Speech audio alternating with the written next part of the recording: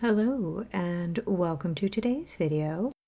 Today I'm swatching Give Me My Agony by Bee's Knees Lacquer. I've had this one for a while.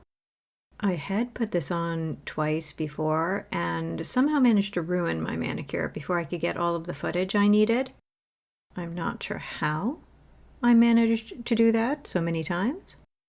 So here we are a month and a half, if not 2 months later, because I'm nothing if not professional and punctual. This is a deep red jelly base with a fine silver magnetic pull. Because this is such a deeply colored base, the magnetic pull does tend to look pink rather than silver, so I will probably refer to it as pink from here on out. So the footage you're seeing for my application is a bit older.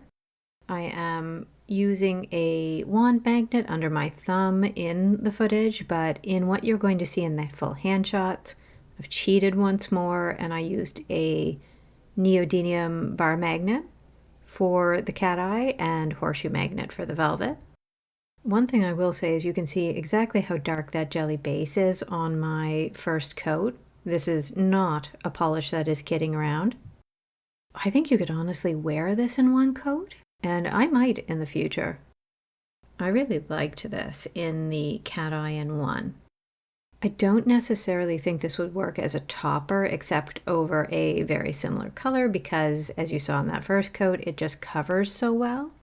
This is definitely not completely opaque in one, but I really do doubt that anyone is going to need more than 2 coats to get coverage. In the second coat, I'm pretty sure this is my final coat, and so I decided to start by capping my tip. With magnetics, sometimes by the time you cap your tip, the rest of the polish is already set or on its way to setting, so the magnetic pigment doesn't have a chance to move over to the desired cat eye line that you've already created. It sort of gets stuck at the tip of your nails.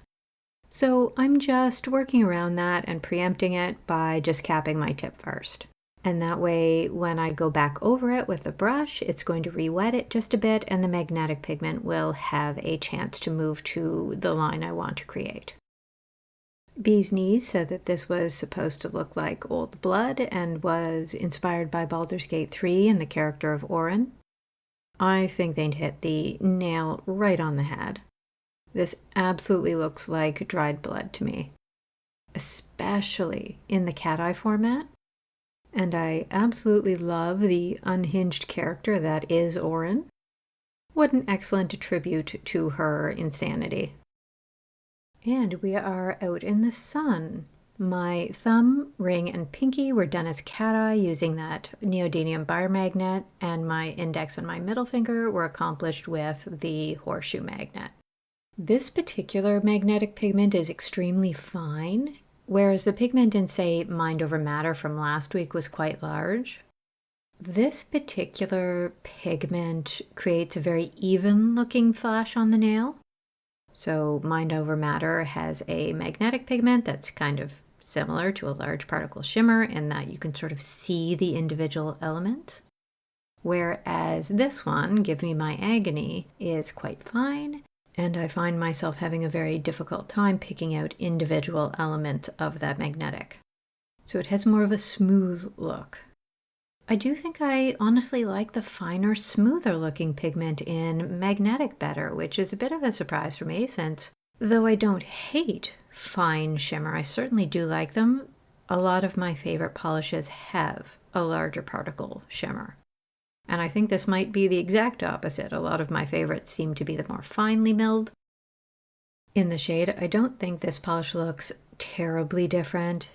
This isn't a shimmer, so I really was just expecting the base to look a tiny bit deeper, and it does. I was curious to see if I noticed any stray colors in the silver pigment, but I don't detect anything like what I saw in Mind Over Matter.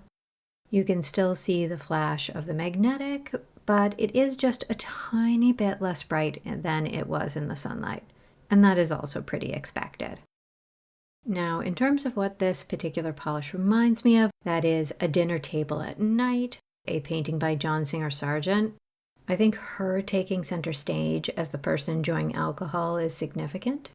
I've also picked out an antiquity, It is a statue of a hippo from the 1st century of Rome. I do think it very much captures the antagonistic violence of hippos.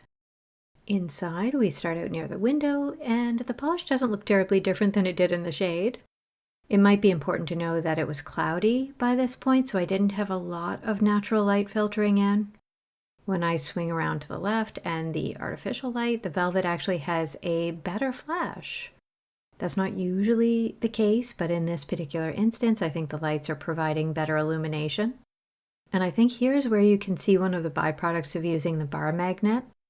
No matter how fast I move the bar magnet over my finger, there's always some magnetic pigment that gets caught at the edges of my nails because it's already begun setting. And I think you can especially see that on my thumb.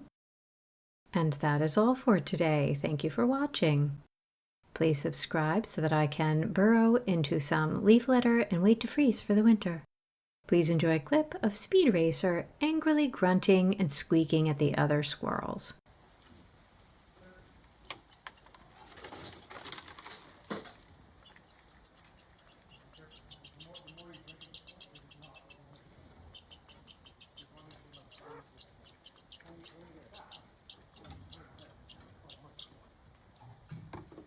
And I will say that the having trouble with this sentence for some fucking reason.